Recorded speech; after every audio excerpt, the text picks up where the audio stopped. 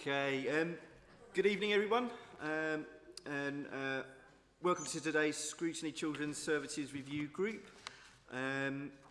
My name's Councillor Lee Bridgen, Chair of the committee. I'll just run through all the preliminary announcements. So the meeting this evening will be live streamed to the public. A recording of the public part of the meeting will be available on the council website within 24 hours of the meeting. In-person attendees, please remember to switch microphones on when speaking and speak directly into the microphone and turn off when finished.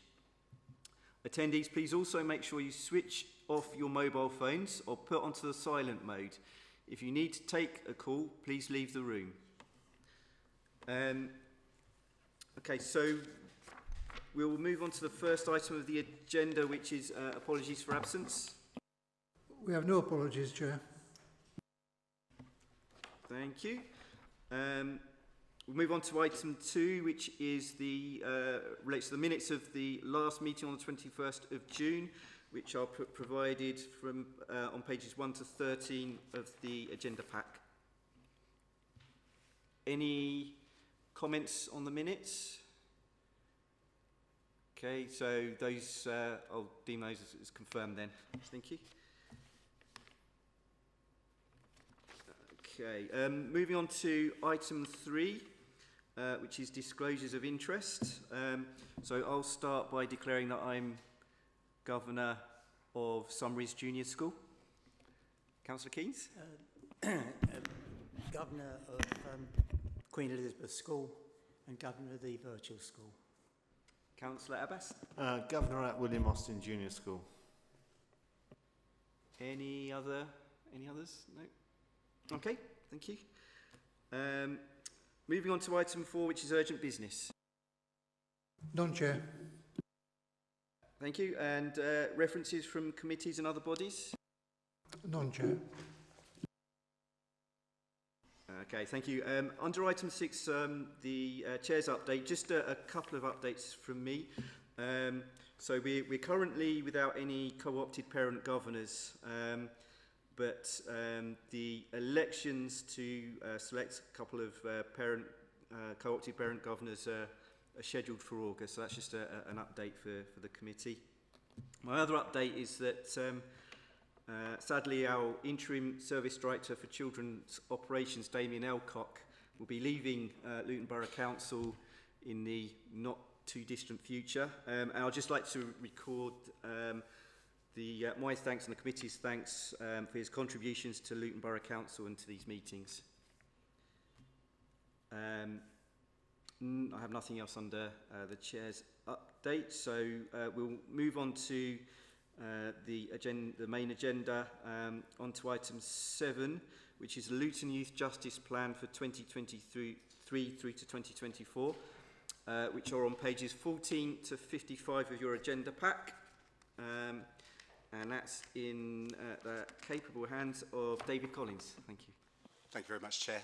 Good evening, everyone. It actually seems about 5 minutes ago that I was here with last year's plan. Just a sort of brief explanation of this plan, and I'll leave a lot of time for questions. So prior to last year, we had quite a bit of creativity with how we produce these plans, because clearly it's not a plan. It's an overview of everything your youth justice does within the area. Last year, we were stifled really by the Youth Justice Board giving us a template to work to with mandatory headlines, which made last year's plan huge. 16,000 words, completely inaccessible unless you knew what you were looking for. But it did give us an opportunity to lay out the vision for what was the Youth Partnership Service, and for colleagues that sit on this scrutiny board who also sit on other boards will know that was an organisational restructure that took place, which created the management framework, which has allowed us to build onto our service. You know, we're so much more than statutory youth justice now. This year's plan is kept a lot shorter. Again, we had to work to a template and we had to work to mandatory headings. However, I've focused on the last 12 months. So in terms of statutory youth justice, we're in a very good position in terms of Luton. We buck the trend in terms of first-time entrants, and we buck the trend in terms of the use of custody. That's something that all of us within children's services have worked really, really hard to do, certainly over the last 6 years, in reducing that custody. We don't currently have any young people in custody. Our first-time entrants are very low against rising first-time entrants nationally. I'll stop there because I've said enough, but this plan essentially covers pretty much every aspect of the youth partnership service that we do.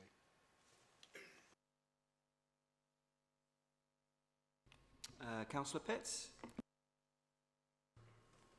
Thank you, Dave. It's nice to hear that you've got no one in custody, no youths in custody. That's great news. Are you getting the cooperation through the MASH system that you have in the past? And if not, why not? Sorry, Councillor, when you say cooperation Well, through MASH? are you getting? Is it coordinated with MASH? What you're doing, your work. Yeah, sure, I understand. I mean, as you may be aware that I'm part of children's services. I report to my bosses sitting here to my right. I sit on the MASH Strategic Delivery Board, and MASH sits on several of our significant boards. I think just about cooperation, I think the key issue for all of us, and you know, I've spoken at this board and other boards, is about our young people that are being drawn into criminal exploitation and drawn into serious violence. You know, it's very much a feature of this plan because we've reduced statutory youth justice, but what we still have is young people open to our multi-agency gangs panel. And again, I won't go through the multi-agency gangs panel because it's not just about early access to interventions now, it's so much more. But we have the head of service of MASH that sits on that panel, similar to me sitting on their panel. So if there wasn't any cooperation, councillor, there's so many different outlets, you know, whether it's our senior management team meetings, our directorate team meetings, or those meetings where we could put that cooperation right. The simple answer is yes, there is cooperation there. Thank you, Dave. Thank you, Dave.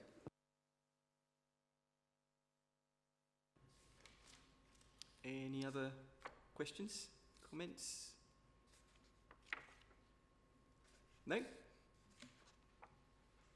Okay. I have to say, Lee, that it is commendable that, you know, in Luton, and I don't know if it's changed, Dave, but almost, you know, throughout the country, Luton standing firm on not having children in custody. That is commendable.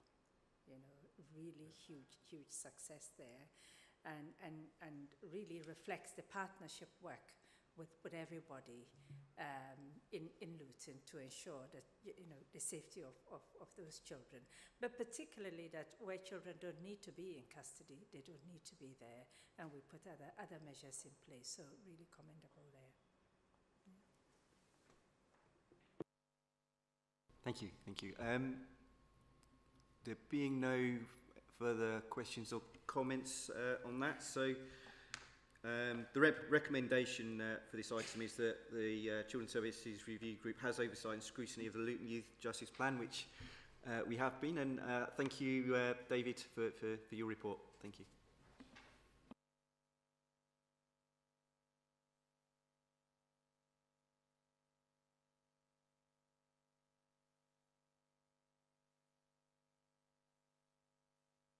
Okay, thank you. So moving on to the next item of the agenda, which is agenda item 8. This is the Children's Improvement Plan Highlight Report. And this item will also cover a report on the recent Ofsted visit. We'll cover that under this item, but if any members decide that they need perhaps a specific item to scrutinise this report in more detail, then obviously we can decide that during the item and see whether we do that. So item 7, item 8, which is on pages 56 to 81 of your agenda pack. And that's with, is that with you, Tracer? Is that with, oh, sorry, Paul, thank you. Thank you, Chair. I suppose the first thing, councillors, if you could have a look at the highlight report. So it's just to note that we've made progress against our programme plan. I did, just to add, take into account feedback from Scrutiny at, I think it was the last meeting, and have addressed the start date issue. So we now have we've added in additional start dates for when things have moved. So I'd just like Scrutiny to note that. A couple of things really that we're still amber for our current RAG rating status. That is really on 2 points. Workforce remains a challenge, particularly within a social work roles, and it is a national challenge, but we are working towards a new workforce development strategy, which we're hoping, well, we're not hoping, we'll be taking to DMT next month, and that's looking at our social work academy, our ASYE roles, and how do we improve our retention around those. We're also hoping to look at our non-qualified roles within that as well. So it's a work in progress, and I would ask at some point, Teresa, that we perhaps bring the strategy to Scrutiny as well. And the second reason for the RAG rating is around our EYES rollout and just the capacity, not within the capacity within our service area, but within the ICT team to support some of the EYES rollout. And you'll see that in the programme plan is RAG rated as red. So we're working with Steve on how do we improve capacity within his team area to close that off. Do any councillors have any questions on the highlight report itself or on the programme plan before I move on to...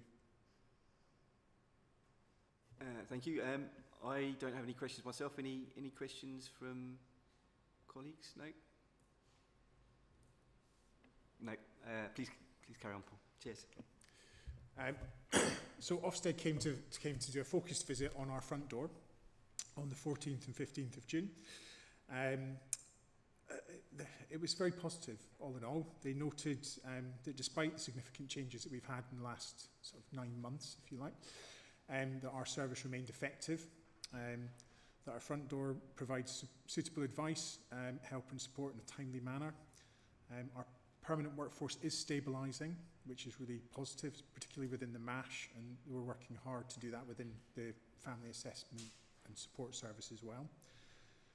Our quality assurance processes are effective and enabling our leadership team to have effective oversight of practice and need. They did note a number of improvements where we can look at to move forward. Should be noted, I think we were aware of those improvements as well. So the step up and step down processes, that's between family partnership and the MASH, and vice versa. Our multi-agency arrangements to ensure that our partners understand our thresholds, and we're working hard with them to make sure that they do understand them and that we're operating in a timely manner and making sure that when we get people through that we're getting them through at the right level. And then the quality and the timeliness of some of our assessments needs to be a little bit sharpened. So again, Diane is working on that.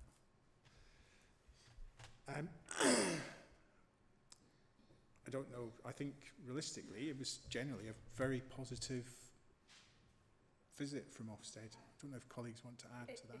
If I may, Chair, come in here. So I mean, it was a very, very positive, focused visit. So we're really pleased with that. But of course, they gave us the pointers that Paul has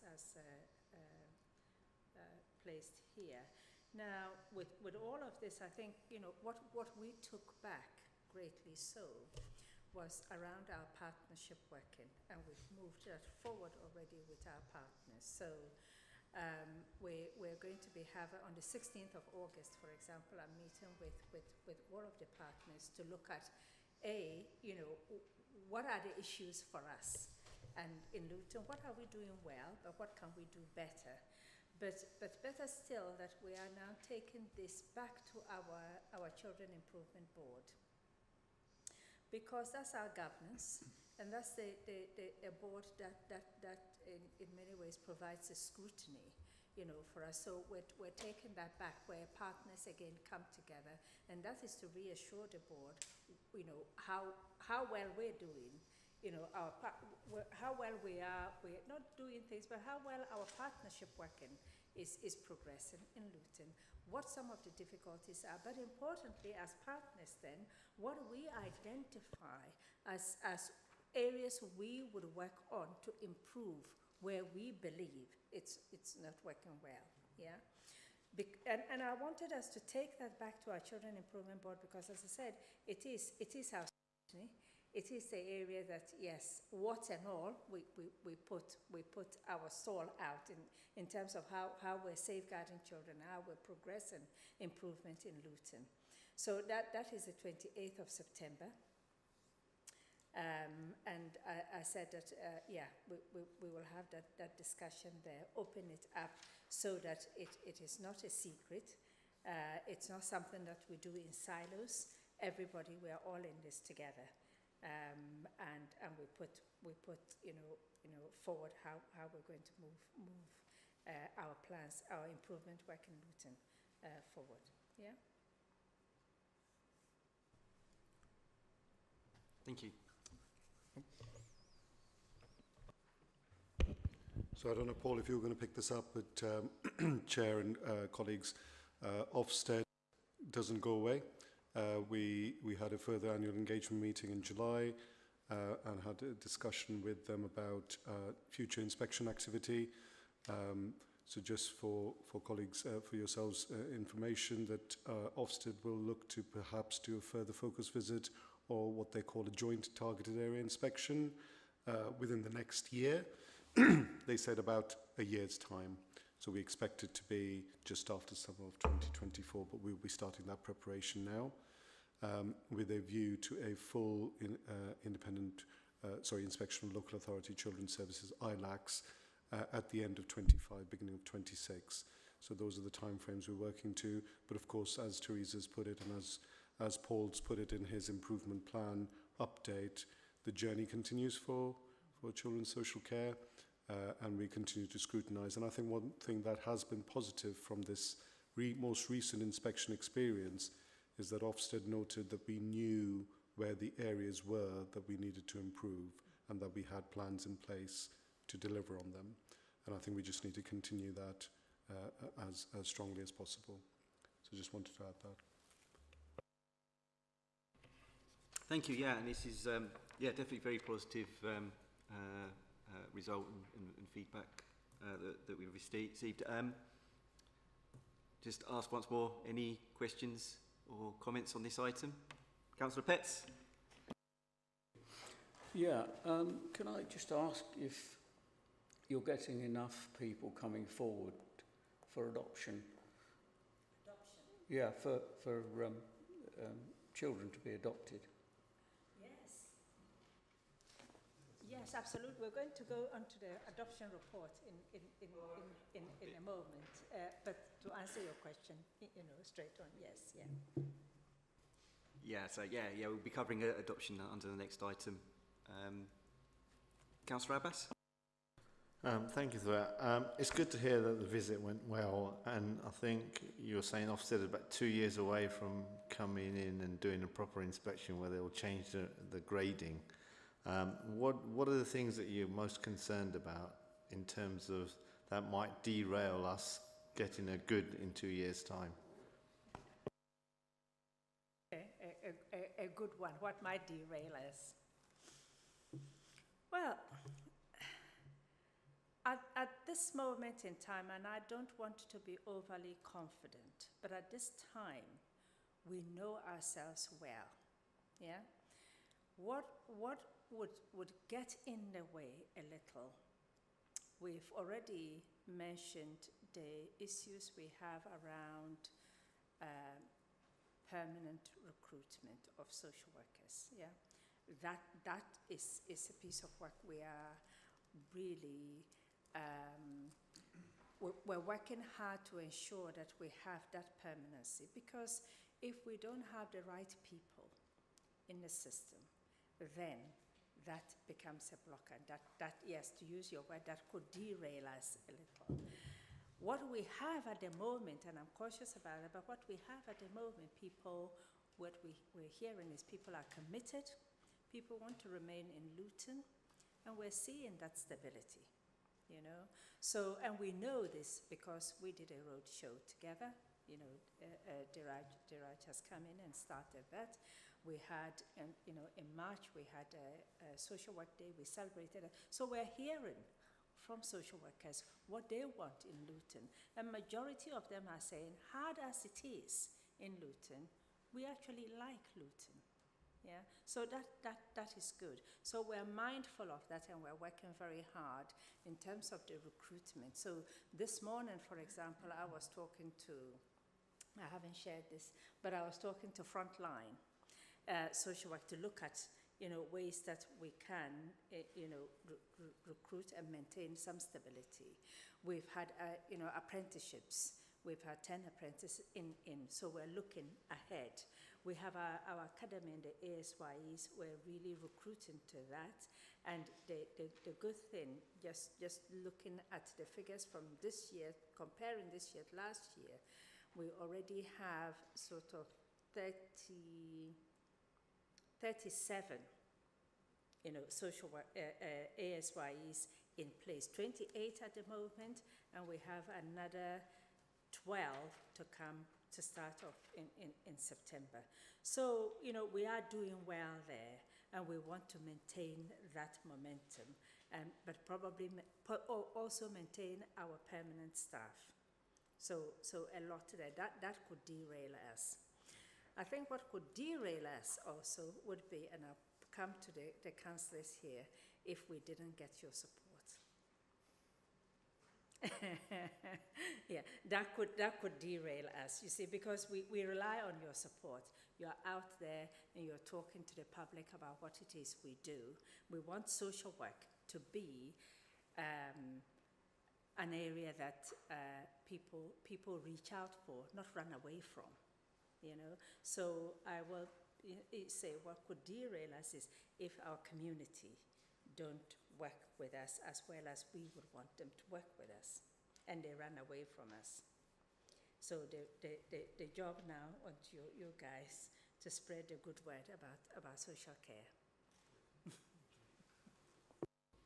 Diraj?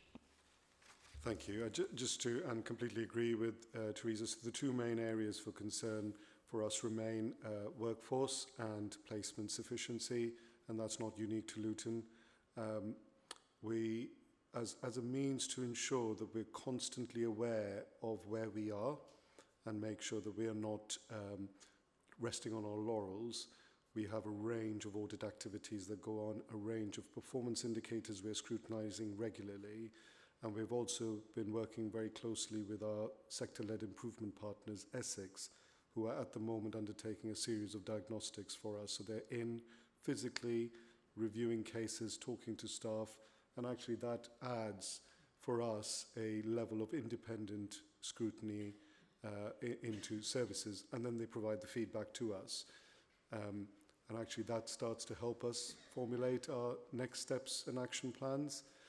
So I agree with Teresa that, you know, those are some of our most worrying areas, but actually we wouldn't want to stop thinking that that's the only area. Those are the only areas we need to keep ensuring that we're reviewing and are aware of what those challenge points would be. I'll just come back on that. Thank you for that, and it's really good. I was just going to say, I mean, are we partnering up with any other local authorities, particularly good ones? I vaguely remember reading something the other day about Southampton suddenly got a good from Ofsted on children's services, and I just wonder whether we are going and visiting them and seeing them and trying to see what is it that they're doing that we could maybe learn from. And I just wonder if any of that is happening. We can steal ideas from. No, we are partner with Essex. You know that Essex, they are our partner in terms of improvement, and they are an outstanding authority. We work closely with Hertfordshire as well, who Glasgow and, of course, Central Beds and Bedford Borough. But mainly with Essex, and ever since then we were, inadequate. They have been the authority who have really driven and supported us through that journey and have continued to do so. We have our Eastern Region senior leadership team who, of course, again, we come together very quickly, and whilst Diraj was away, I stood in for the Eastern Region DCSPA Challenge, an eye-opener for me in terms of, the DCSs and the plan we have for Eastern Region for improvement and supporting the local authorities like us who are requiring improvement, and say Essex who are an outstanding authority. So, that really is working well. Just last week, we started, no, in fact, I'll go a little bit further.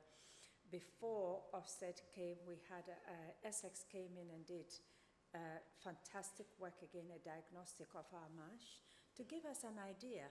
And, that's them coming in, spending, a good 2 days a week, looking at our processes for us and sharing what it is we're doing well to help us grow. They've come back again to look at corporate parenting. And so this week, Monday, Tuesday, they spent a lot of time, and this is about 5 people from Essex coming out for 2 days to give us that support. And next week, they're back here again, Tuesday and Wednesday, doing exactly the same, so that we have, for our corporate parenting service, we have a plan. We know where our Achilles heels are and a plan. But that's not all. They just don't tell us what we're not doing well. They are our critical friends in many ways, yeah? So they'll tell us what's and all. Now, you can prepare or sit back and not do anything, and we say, please, we will prepare. They give us a lot of training, and share a lot of their experiences. So we are partnering with a number of others to help us there. That's good to hear. Yeah. Thank you. Any other comments, questions? No? Okay. Thanks, everyone. So let me find the correct page. Where are we? Right back here. So the recommendation was to consider and comment on the Ofsted Focus Visit Outcome Letter and Improvement Plan and highlight the report, which we've done. And thank you, Paul, for your report. Thank you.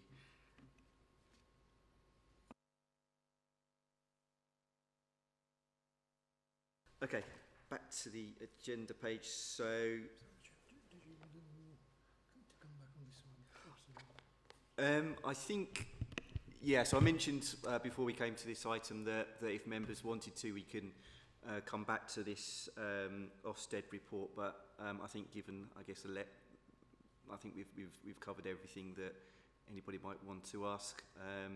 Are we agreed that there's no need for it to come back? Yeah, thank you. Yeah, so we'll cover consider that closed. So moving on to item 9 of the agenda, which is the adoption annual report, which is on pages 82 to 109. On this item, actually, I just thought there's something I might need to declare. Just for transparency, I'll declare that I'm between stages 1 and 2 of the adoption approval process with another local authority for obvious reasons. So there shouldn't be any conflicts for that, but I'll just declare it for transparency. So yeah, that's on pages 82 onwards, and that's with, is it Melanie? Thank you. Hello, good evening everybody. So the report focuses on the progress in the last financial year for adoption.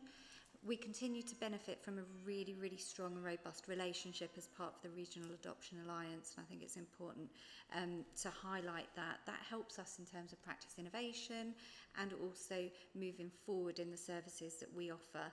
The report also notes that we are anticipating to be part of a trial inspection for regional adoption alliances.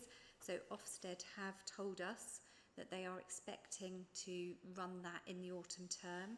We don't know yet what the focus will be. We've got a few ideas, and so there's lots of work going on with our regional partners to ensure that we're ready for that, and we're welcoming that as an opportunity for learning, just to follow up from conversations that we were having before about our journey to good and beyond.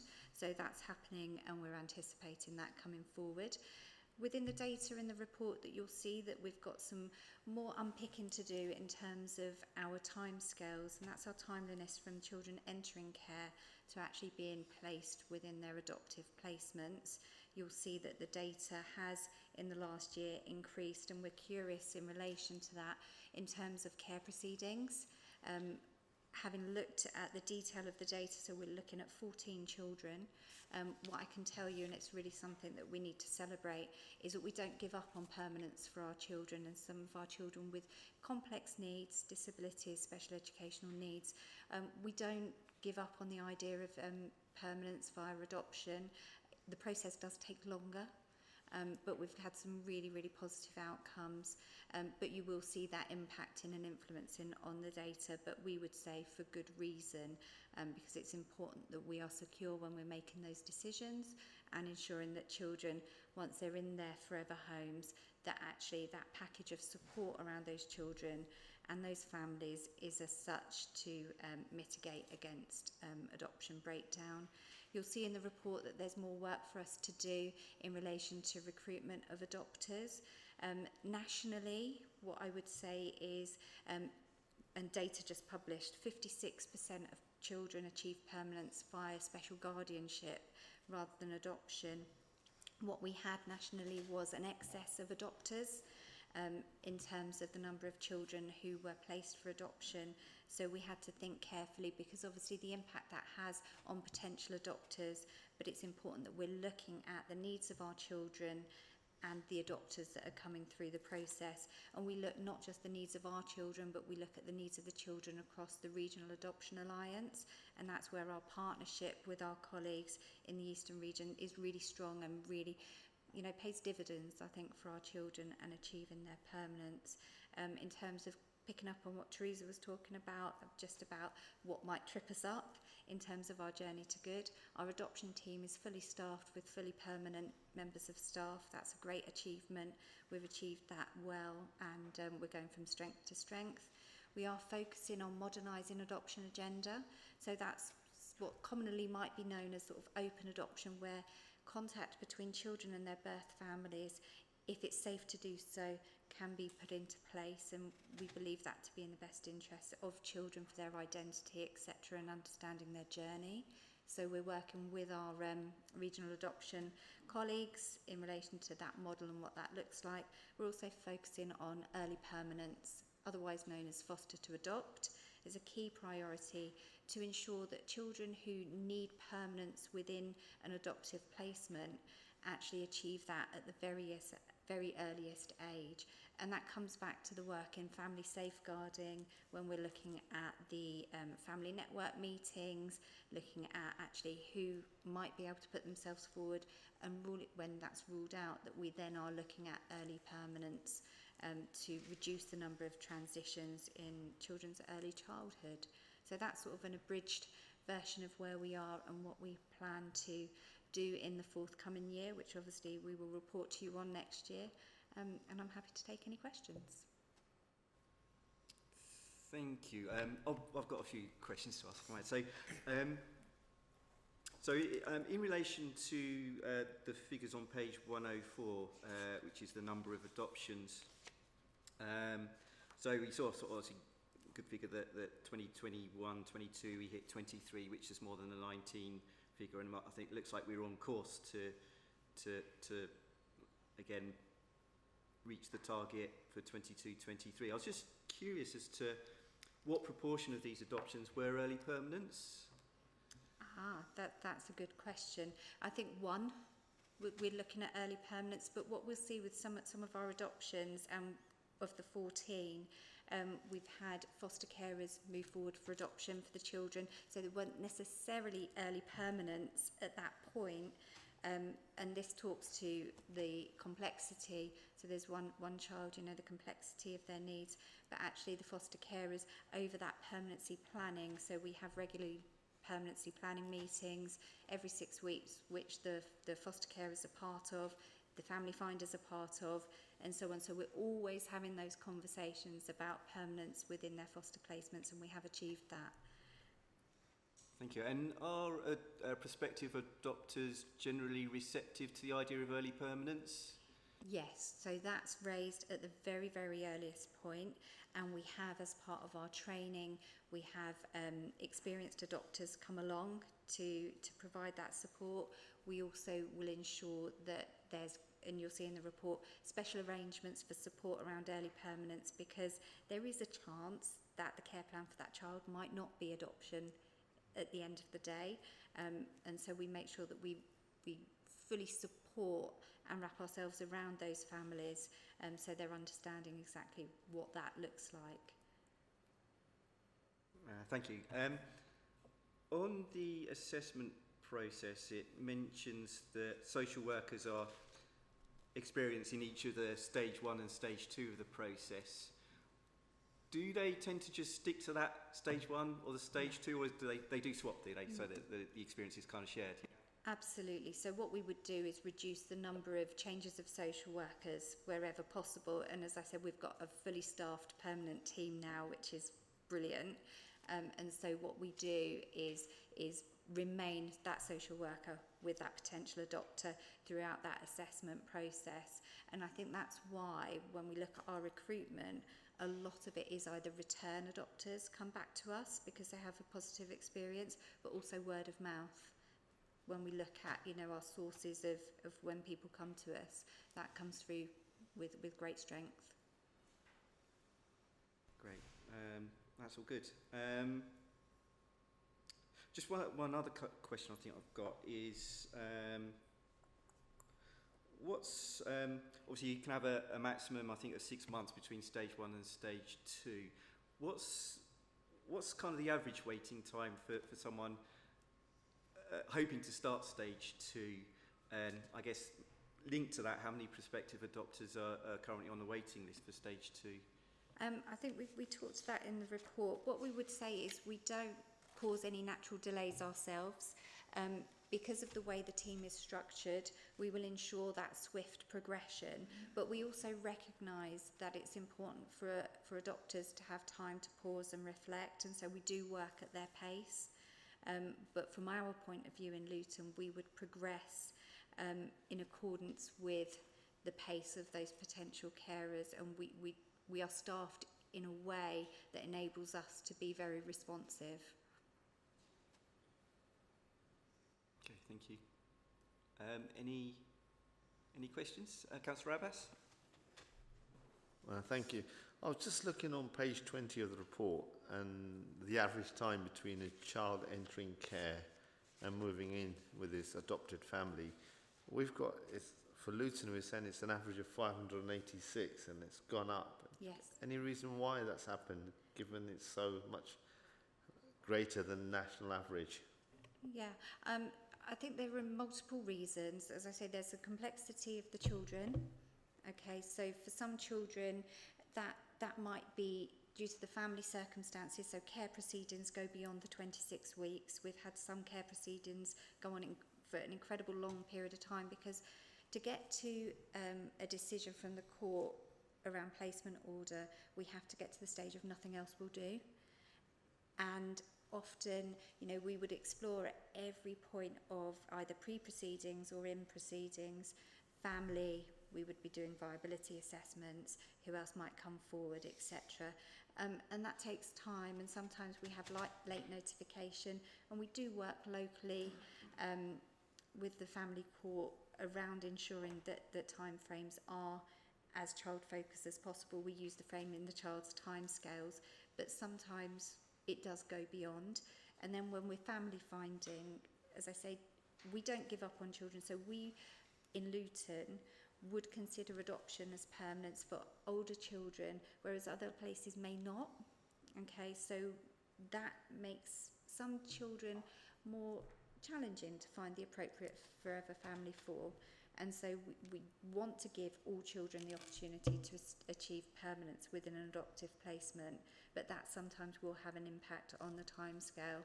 And certainly from the 14 in that year, you'll see in the report, we are going to undertake a deep dive audit to actually understand where is any learning for us as a local authority, what do we need to feed back to the family courts, etc. Where is this? We see nationally that trend is increasing as well. So the national data has increased. It was published literally just recently, that we can see that is a national trajectory. So it is multifaceted. Is there more work we can do in Luton?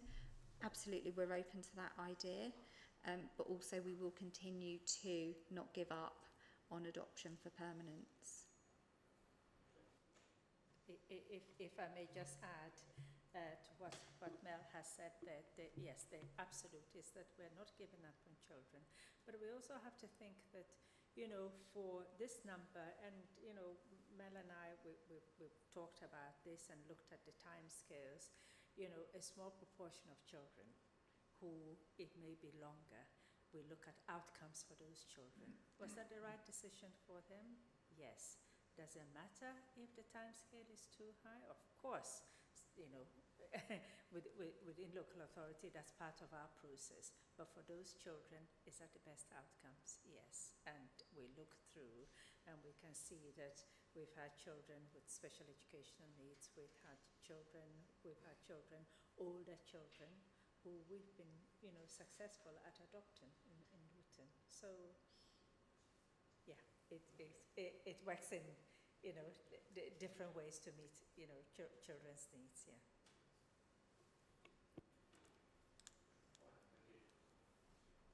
Thank you, Councillor Pitts. Thank you. During the process of adoption, because it is very arduous, do you get many of the prospective adopters dropping out through the process? Because it is a long process and it's arduous. I think in terms of that, we're very much attuned to the impact that going through the process has, and we always would revisit. Some people will not progress due to various reasons, so health reasons could be one. I'm conscious of at least one family where, unfortunately, due to the medicals, it was not possible to progress. In terms of the process, to avoid the dropout, it's about that preparation, that initial training. We're very real with our potential adopters. We know that for some adopters it may take some time for them to be matched, because it depends on what they're hoping to achieve for that adoption for themselves in terms of the children. But we do make sure that at that very earliest stage, that open and honesty does reduce the dropout, so to speak, because we wouldn't want to set people up to fail, because of the emotional impact is very great. Thank you. Councillor Keynes. You just said that the one dropped out because of health reasons. Was it the health of the child or the health of the potential adopter? The potential adopters. Yeah, so any potential adopters, they would have a medical, and then we would have a medical advisor to look at that in terms of their overall health, and because of the comorbidities, it wasn't possible to progress. That sounds very rigid. Is it? Pardon? It sounds very rigid, is it? No, it's very much on an individual basis. We would always want to give people the opportunity to go forward with adoption and to progress as adopters. I wouldn't want to say anything that could potentially identify somebody, but the significance of the health issue was as such that it couldn't be progressed. Now, at a later point, if that health issue is addressed and treated, there's nothing to stop that person from coming back, and we would always leave that door open, and we would always be very open and transparent in those circumstances as to why. So that detailed feedback would happen. It's not, very arbitrary, no, that's it forever. We would talk about actually what would need to happen.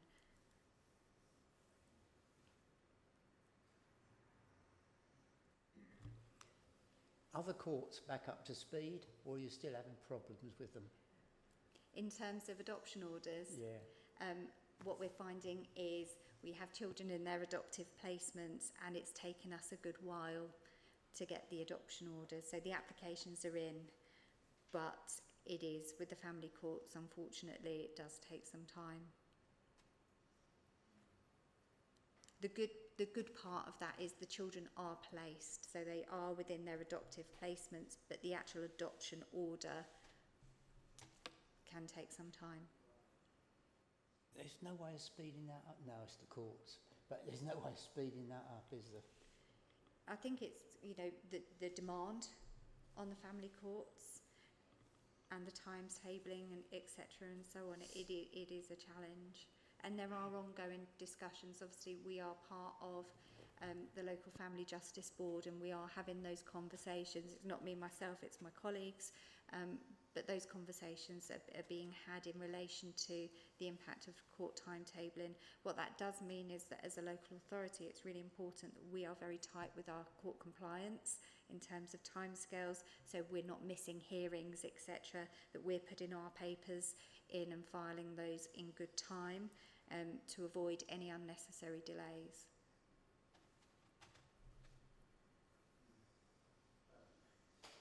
Councillor Keynes. I know the courts work, and you can't speed them up, and I'm just wondering whether anything had improved at all. I mean, COVID was a good reason for them not to do anything at all. Unfortunately, we just haven't got the power to speed up with the courts. But as Mel has said, we are continuously, this is on the agenda with our discussions with the family court justice. We have regular meetings, and we discuss the delays, or indeed, some, adoption celebrations. But unfortunately, our hands are tied a little with the courts. They are, dare I say, I wouldn't say a law unto themselves, no, but they are independent from us, and we don't have the powers to kind of make them speed that up. Thank you. Any other questions or comments? No? Okay.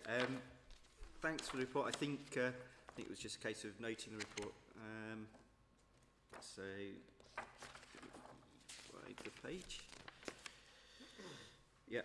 Recommended to consider and make comments as appropriate on the adoption annual report. So, which we have done. Thanks very much for the report.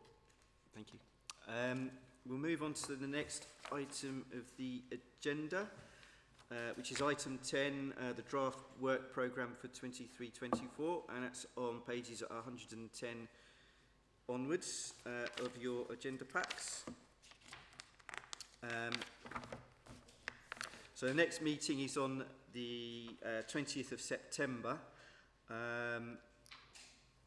The second item that we had there was going to be the report from the inspection outcome, which we've had today. So that will be removed from the September meeting, which leaves us currently with only 2 items on the agenda for that meeting. So we will, I think, Diraj, if we can, we'll meet and see whether there's anything that could be moved forward to that September meeting to replace that. Otherwise, it will be a very quick meeting. If I'm not, just, then I'm just wondering, Chair. I mean, the October meeting seems to be quite overloaded. Can any of Yeah. that be brought forward? Yeah, absolutely. We'll look at that because I'm aware that that's got quite a few things on it. So yeah, if we can meet up and see what, if anything, can be moved into that September meeting to even it out. I'm aware that obviously it's holiday season and September isn't all that far away, but if we can move anything, then yeah, I think we will.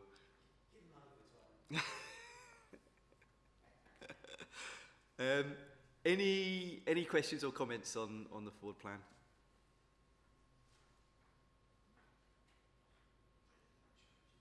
No. Okay. So that's fine. So we'll obviously we'll consider what can be moved and we'll go forward with that. So that brings us to the end of the agenda. There's nothing under item 11. So thanks everybody for your input today, and see you in September. Thank you. Cheers. Bye.